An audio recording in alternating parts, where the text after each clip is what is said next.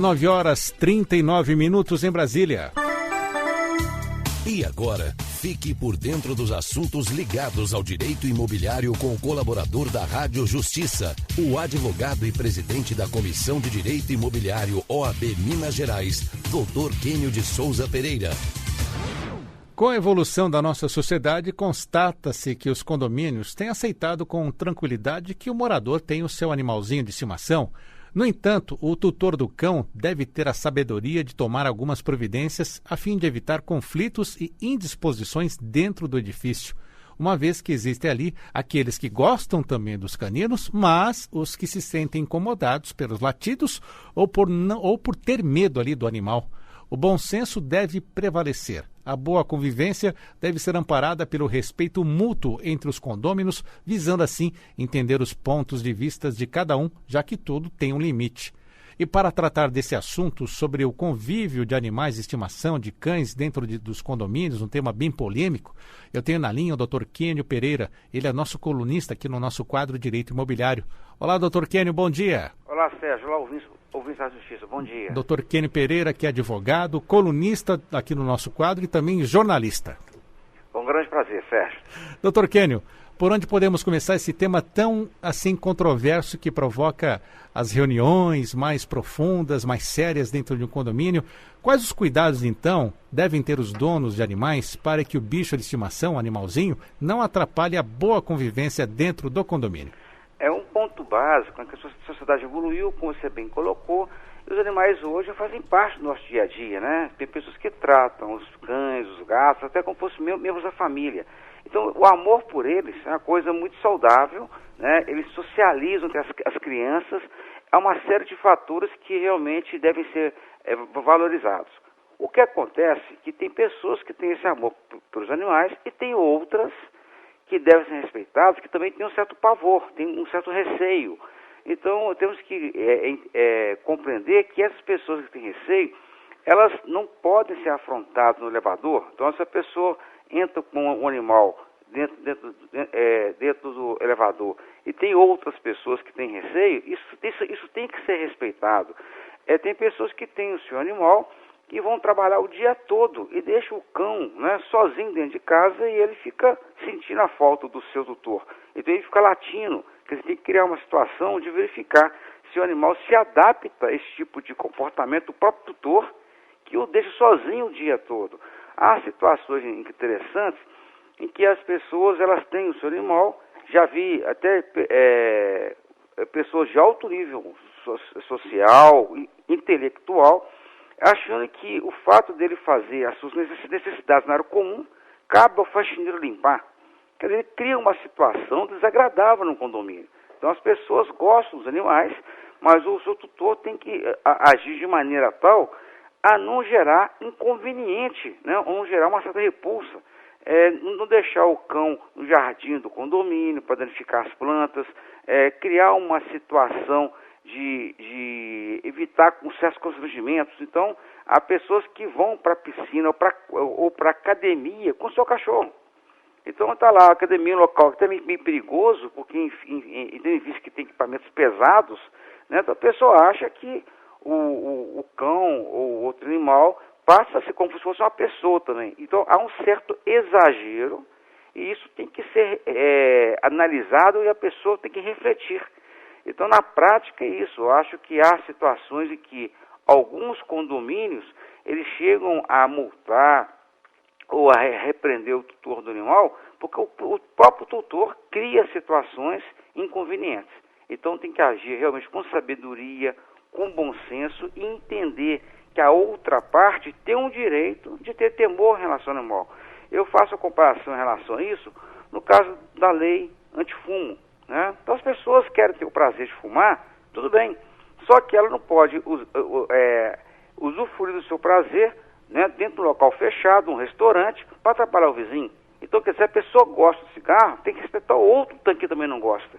Então, essa questão de bom senso deve ser realmente colocada assim a termo, de maneira a evitar qualquer constrangimento. A boa convivência é perfeitamente viável e vemos realmente que os animais dos condomínios é uma coisa que não já é assim um direito consagrado. Ninguém contesta isso mais. Mesmo as convenções antigas que proíbem os animais em condomínios, elas já se mostram completamente desatualizadas, porque o Poder Judiciário tem analisado o seguinte: somente quando há prejuízo efetivo, quando o animal gera perturbação ou risco à saúde e à segurança, é que é possível, no caso, excluir do condomínio. Então, na prática, o grande causador do problema não é o próprio animal, e sim o seu tutor, que cria uma situação de deixar essa relação conflituosa dentro do condomínio. Doutor Quênio, um condômino que não gosta de animais pode exigir que os demais não tenham animais de estimação no condomínio, mesmo que estes não causem qualquer incômodo? Essa é uma questão muito interessante, porque vemos condomínios, né, que tem alguns animais, mas às vezes quem é eleito como síndico não gosta de animais e começa a criar dificuldades para os seus tutores, ou até mesmo impedindo que a pessoa venha mudar para o prédio em função de ter um animal. Essa postura é completamente abusiva, né? A pessoa não pode, de repente, proibir que seu vizinho tenha um animal, porque ele não aprecia, né, isso. Então, no caso aí, cada um tem seu direito, as pessoas têm direito sim de ter seu pequeno animal doméstico. E quando eu falo pequeno, é também relativo, porque tem animais tipo o husky siberiano ou tchau-tchau, que são animais de porte maior, que não perturbam ninguém.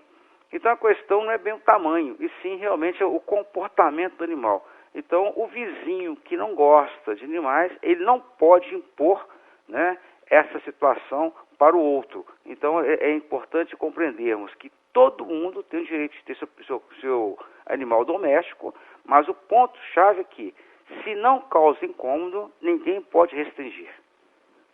E, doutor Quênio, o síndico ele pode proibir de imediato que um novo morador mude para o prédio pelo fato dele ter um cão ou gato com base na convenção que proíbe que o apartamento tenha animais de estimação? Eu posso até garantir que no nosso país a maioria das convenções ainda proíbe animais em condomínio, porque são convenções elaboradas na década de 60, 70, 80, que era muito comum. Somente as convenções mais modernas, de 2000 para cá, é que há maior flexibilidade. Então, em função de uma convenção que taxativamente proíbe, vemos síndicos realmente criando uma situação de impedir que um morador que comprou ou alugou o imóvel venha mudar com o seu animal de estimação. Essa postura, ela é abusiva. Essa regra da convenção não tem mais respaldo legal em função da evolução da jurisprudência. Então, os tribunais têm entendido que a pessoa pode vir ter seu animal de estimação. Agora, colocar que o animal vai perturbar, isso é um pré-julgamento. Então, somente após a pessoa mudar, conviver com a coletividade, se houver algum problema, aí sim o síndico pode vir a notificar, a multar. Mas, previamente, essa postura de impedir não tem respaldo legal. Vamos lá, então, continuando com essa polêmica. É legal, doutor Quênio, a convenção ou o regimento interno proibir que o dono do cão permaneça com ele na área da piscina, na academia ou na garagem, como o senhor já citou um exemplo? Realmente, nesse ponto, são áreas comuns. Então, o tutor, né, tem o direito de transitar com o seu animal doméstico, sem o menor problema em relação às áreas, mas na garagem não é adequado, porque pode até mesmo ferir o animal. Bem como na academia, né? Academia é um local de ginástica e que pode vir sofrer um acidente e depois todos irão lamentar. E na área da piscina também é a questão de higiene, né? Porque pode ser que a pessoa ela deixe o cão solto na piscina e cria uma situação até meio cômica, como já aconteceu algumas vezes, do cão pular na piscina. Então, nesse ponto aí, há realmente o direito do condomínio regulamentar essas áreas que são destinadas aos moradores. Agora, há condomínios que têm pet place, tem condomínios que têm áreas grandes de lazer, né, que as pessoas ficam com maior tranquilidade com o seu pequeno animal no jardim do prédio, não há nenhum problema. Jardim que eu falo assim, passeando, não no meio das plantas. Mas um ponto que eu acho importante é que o condomínio, sim, tem direito de regulamentar algumas condutas para que haja tranquilidade e harmonia entre os moradores. 9h49. Doutor Quênio, como tem sido o entendimento dos tribunais quando recebem um processo judicial movido pelo condomínio ou por um vizinho que pede para que o tutor do animal seja multado e que o animal seja retirado do apartamento? O Poder Judiciário tem analisado as questões com muita profundidade, com muito acerto. Então é interessante que quando há uma ação ou uma multa contra o tutor do animal, né, há uma análise se realmente aconteceu atos, situações que geraram insegurança ou incômodo da vizinhança. Então, quando não há uma prova robusta, essas provas geralmente são baseadas em testemunhas, quando não há prova que venha caracterizar uma conduta totalmente inaceitável, essas multas caem em juízo. O Poder Judiciário não determina a retirada do animal por uma mera perseguição ou por uma situação de antipatia em relação ao animal. Então, na prática, isso tem até motivado que muitos condomínios, os síndicos, deixem de, vamos colocar assim, incomodar o tutor do animal. Por outro lado, repito, quem tem o seu animal de estimação tem que agir com sabedoria, criar uma situação de prever que não pode perturbar ninguém. E esse tutor não pode ver com antipatia aquele que tem temor em relação ao animal. Acho que isso é importante. A questão é bilateral, né? O fato da pessoa ter receio de entrar no elevador com um animal, isso não quer dizer que ela não gosta do animal. Ela pode ter um medo incontrolável. Então tem que haver realmente uma situação muito forte, criar uma situação que realmente venha gerar uma certa incompatibilidade para que essa multa seja aplicada, né? Ou então para que o Poder Judiciário venha a determinar a exclusão do animal daquele condomínio. Doutor Quênio, é legal o síndico aplicar multa quando essa é autorizada na convenção contra quem praticar atos que causem incômodos? As convenções, grande parte, não prevêem o poder do síndico aplicar multa. Eu acho isso muito importante, que a convenção bem elaborada venha conceder esse poder. Mas o síndico, né, ele tem que ser orientado tecnicamente para não cometer atos irregulares, porque a multa é uma pena. E essa penalidade tem que ser respaldada com notificação prévia, com prova, com relatos de vizinhos que sejam bem fundamentados. E nada do síndico aplicar a multa contra um vizinho sem, primeiramente, conversar com ele e verificar todos os detalhes que aconteceram para que essa multa não venha a ser contestada. Até mesmo para evitar que o condomínio seja até desmoralizado com relação à aplicação de multas que venham a cair em juízo. Então, na prática, o síndico pode aplicar multa, sim, quando autorizada na convenção. Mas essa aplicação requer certa técnica jurídica para evitar uma contestação. E, doutor Quênio, uma questão muito importante que nós encontramos com relação a cachorros em condomínios é aquela questão que o dono sai, deixa o animal lá, e o animal começa a sentir saudade do dono, começa a latir, até uivar. Como a pessoa que se sente ofendida ou prejudicada com esse uivo, com essa atitude, deve proceder? É uma pergunta bem interessante, porque o grande desafio dessas demandas é a questão da prova.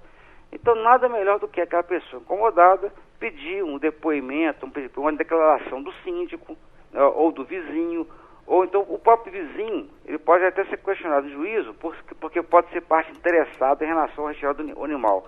Então, pegar uma declaração do porteiro, da faxineira, de visitantes, né, de pessoas que compareçam, às vezes, no condomínio, até mesmo a pessoa que esteja prestando serviço no condomínio, que venha testemunhar de que o animal fica realmente latindo o tempo todo, e isso independe do tamanho do animal, inclusive. Quero frisar bem isso, né? Porque a questão não é o tamanho do animal, sim é o comportamento dele. E pode ser que ele esteja realmente latindo, incomodando, por culpa do tutor, né, que não lhe dá atenção. Eu, particularmente, gosto muito de animais, só que eu moro sozinho. Então, na prática, eu não tenho como cuidar do animal durante o dia todo. Então, por isso que eu não tenho animal, né? Mas eu aprecio, gosto muito. Então, há uma situação, às vezes, até de comunicar ao tutor do animal de que ele está sofrendo com a sua ausência. Às vezes, tem a pessoa que tem o animal durante um certo período e até desconhece esse comportamento do animal na sua ausência. Então, nada melhor do que a prova testemunhal, pessoas que não tenham interesse em prejudicar o animal ou o seu tutor, e essas pessoas podem, repetindo, fazer declarações de maneira a registrar o fato, o horário, o que tem acontecido. Outra situação que eu já vi em alguns casos, a pessoa fala assim, vou gravar. A gravação em si não é prova, porque A gravação não vai falar qual que é o animal, não tem a identidade dele, não vai ter uma forma de identificar o horário e qual que é o animal. Então, essa gravação ela é realmente muito frágil. E, então, na prática, o caminho mais fácil para evitar dúvidas realmente é a prova testemunhal de pessoas que não têm interesse na causa.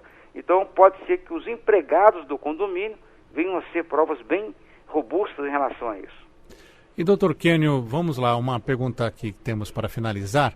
Se o morador colocar no apartamento 3 pitbulls e essa situação gera pânico aos vizinhos que têm que transitar nos corredores, acessar o elevador, pode o condomínio solicitar a retirada desses 3 animais em decorrência do temor que eles geram aos moradores?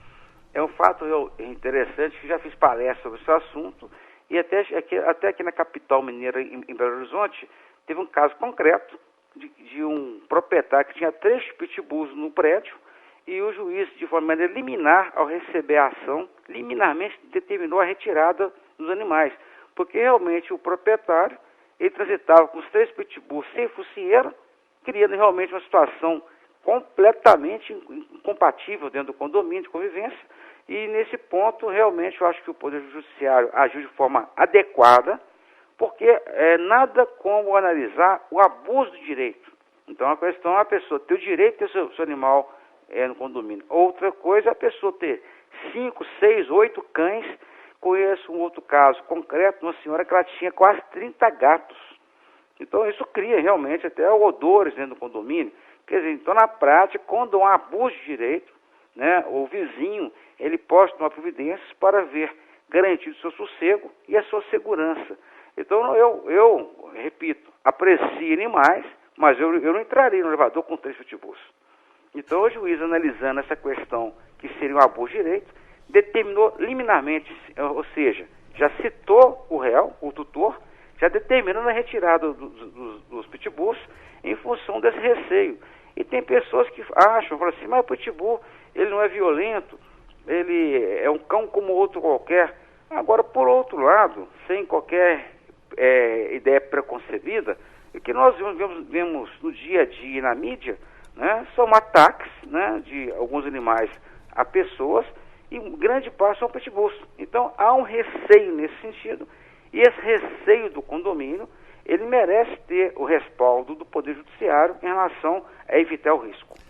Esse é o Dr. Quênio de Souza Pereira, presidente da Comissão de Direito Imobiliário da OAB de Minas Gerais, conselheiro da Câmara do Mercado Imobiliário e do Secov de Minas, jornalista e também colunista aqui no nosso quadro sobre direito imobiliário que volta na próxima terça-feira. Dr. Quênio, mais uma vez, obrigado. Por nada, é um grande prazer. Até terça-feira que vem. Até lá. 9h58, o Revista Justiça fica por aqui. Teve a apresentação de Sérgio Duarte, produção e edição de Amicela Alves, trabalhos técnicos de Luiz Alves e também a coordenação de jornalismo de Arthur Filho. Secretaria de Comunicação Social, Supremo Tribunal Federal. Você fica agora com o Giro pelo Mundo, na apresentação de Bárbara Michelini. Eu volto às 11h10 com Repercussão Geral. Um ótimo dia e até amanhã com Revista Justiça.